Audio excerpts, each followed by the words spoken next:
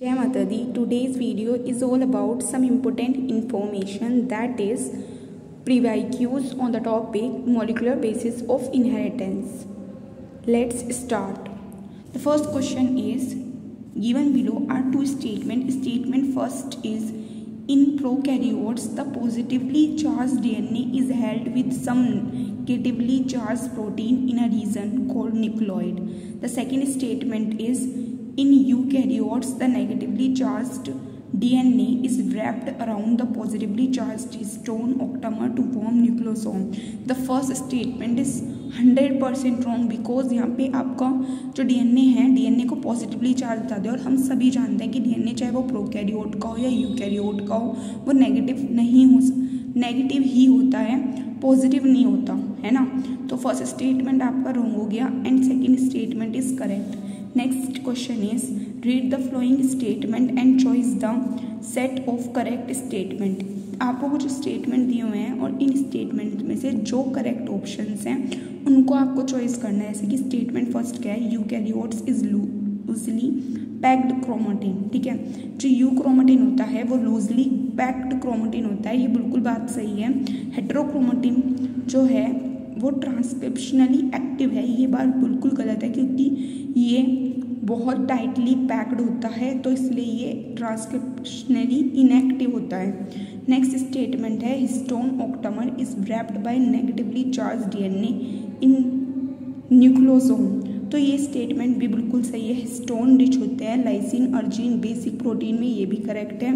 Next statement and the last कि एक typical nucleosome contain 400 base pair of DNA helix. तो ये statement आपका गलत होगा क्योंकि यहाँ पे 200 है according to the NCERT. Next question is if the length of a DNA molecule is 1.1 metre what will be the approximate number of base pair. तो that will be 3.3 into 10⁹ base pair. ये length हमारी haploid की हो जाएगी क्योंकि इसने DNA की length भी कम कर दी 1.1. वैसे तो एक्चुअली 2.2 मीटर होता है, तो इसलिए इस हिसाब से हम आंसर भी ये देंगे. अब नेक्स्ट स्टेटमेंट है, यहाँ पर आपको एक चार्ट दिया हुआ है जो कि आपका देख सकते हो सेंट्रल डोग्मा का है कि डीएनए से डीएनए बनेगा तो रेप्लिकेशन कहलाएगा, डीएनए से एमआरएनए बनेगा तो ट्रांसक्रिप्शन कहलाएगा, और एमआरएनए से जब प्रोटीन बनता है तो उसको हम ट्रांसलेशन बोलते हैं. एंड ये यहीं पे ही आपको ऑप्शंस में ऐसे करके करना है जो मैंने बताया अभी. नेक्स्ट क्वेश्चन है कि अगर adenine makes 30% of the DNA molecule what will be the percentage of thymine, guanine, cytosine in it. Firstly आपको इस चीज़ के लिए पता होना चाहिए कि भाई हमारे पास ना एक साइंटिस्ट थे जिन्होंने बताया था कि एडेनिन एंड जो हमारे पास थाइमिन होता है उसका रेशियो एकदम सेम होता है, एंड गुआनिन और साइटोसिन का रेशियो एकदम सेम होगा. इससे भी आप थोड़ा ऑप्शन में देख सकते हैं कि अगर मेरा एडेनिन 30% है तो थाइमिन भी 30% होना चाहिए. तो ऑप्शन नंबर सी में ही ऐसा दिया हुआ है. एंड देखो फिर आपके जो गुआनिन और साइटोसिन है वो इक्वल अमाउंट में जा रहा है 20-20%. Next question is which one of the following statement about histone is wrong. Histone के बारे में क्या गलत है कि हिस्टोन की जो पीएच है वो एसिडिक है, बिल्कुल गलत क्योंकि हिस्टोन एक बेसिक प्रोटीन है तो उसकी जो पीएच होगी वो भी बेसिक होगी. Next statement next question is Essentia coli has only 4.6 into 10⁶ base pair and completes the process of replication within 18 minutes, then the average rate of polarization is approximately that is 4000 base pair per second. ये एक rate है, और rate आप कैसे निकालोगे, जो उसका base pair होगा उसको डिवाइड कर देना टाइम पीरियड से. अब वो मिनट में था तो इसलिए मैंने उसको सेकंड में बदल दिया. नेक्स्ट है कि जो ये न्यूक्लियन टर्म है ये किसने दी थी, न्यूक्लिन, ये मैस्टर नाम के एक साइंटिस्ट ने दी थी. नेक्स्ट क्वेश्चन, अगर if the distance between two consecutive base pair is 0.34 nanometer and the total number of base pair of a DNA double helix in a typical mammalian cell is 6.6 into 10⁹ base pair then the length of the DNA is approximately. हम length कैसे निकालते हैं? हम length कैसे निकालते हैं? जब हमारा बेस पेयर होता है उसको मल्टीप्लाई करते हैं distance between two consecutive part के बीच में, जो बेस पेयर के बीच में होती है, तो इन दोनों की हमने मल्टीप्लाई कर देनी है। मल्टीप्लाई करने के बाद अप्रॉक्सीमेटली आपका आंसर 2.2 मीटर आएगा। Next is which of the following statement is correct?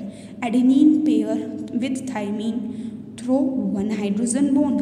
एकदम गलत, क्योंकि एडेनिन पेयर करती है थाइमीन से 2 हाइड्रोजन बॉन्ड के साथ, तो इसलिए डी ऑप्शन करेक्ट होगा। अब है purine found both in DNA and RNA are, that is A G से याद कर सकते हो, adenine and guanine.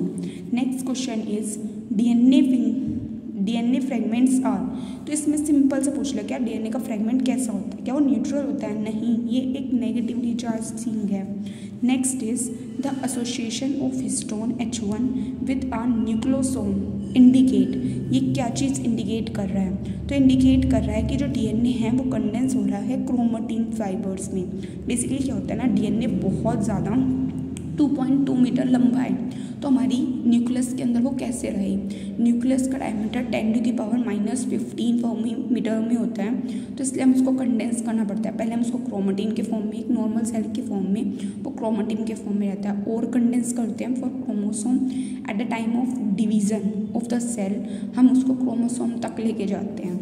Next question is in C unit DNA which is double standard 17%, यहाँ पे base board shown to be cytosine, मतलब cytosine जो है वो 17% है। द परसेंटेज ऑफ अदर आपको बेसिस की बतानी है। तो मैंने आपको एक बार बता ही दिया कि भाई जैसे हमारा ए है, मतलब एडेनिन और थाइमीन का रेशो बिल्कुल सेम होगा, साइटोसिन और ग्वानिन का रेशो सेम होगा। इसी तरीके से आपको देखना है कि मेरा 17% अगर मेरा साइटोसिन जा रहा है तो 17% ही मेरा ग्वानिन भी जाएगा, ठीक है।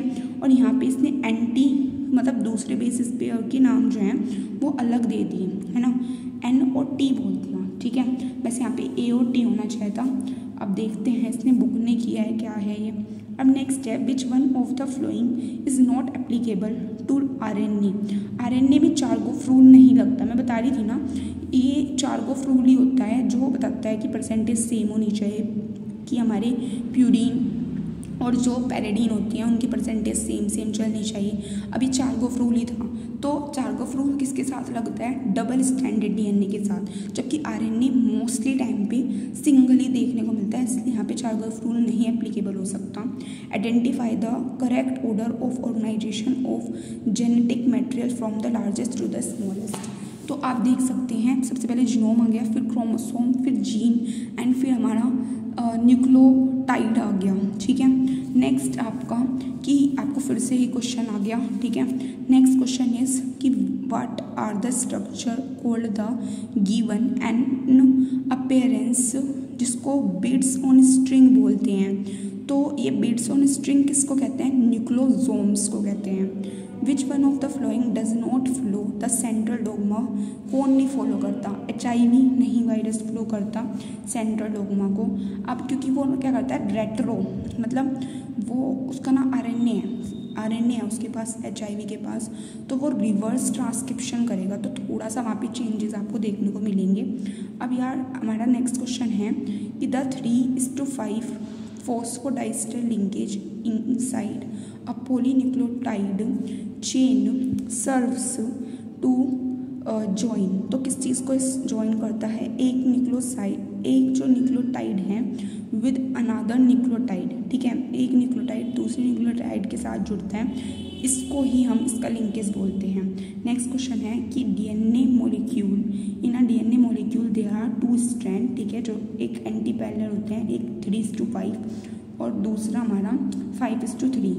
नेक्स्ट है हमारे पास कि हमारा the length of the DNA molecule greatly extend the dimension of the nucleus in eukaryotic cell, how it is this DNA accumulated. तो भाई हमें उसकी कॉइलिंग करनी पड़ती है, जो मैंने अभी आपको रीज़न भी बताए थे पहले।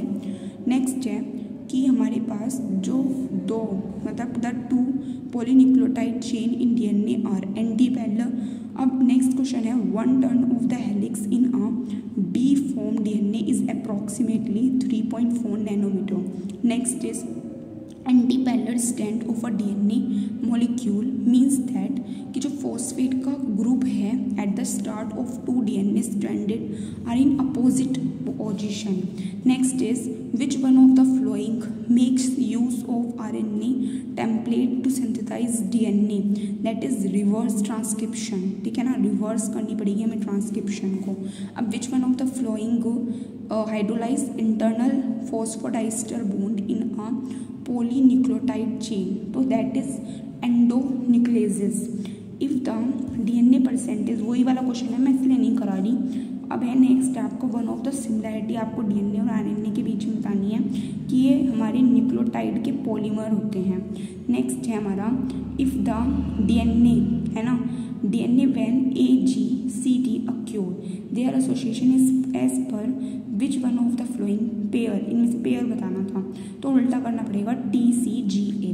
नेक्स्ट क्वेश्चन फिर से ऐसे ही है यहाँ पे कि हमें यहाँ पे कॉन्टेन कर रखे हैं 4 पैराडीन बेसिस आपको कहाँ पे मिल रहे हैं, तो फर्स्ट ऑप्शन में थोड़ा देखिएगा।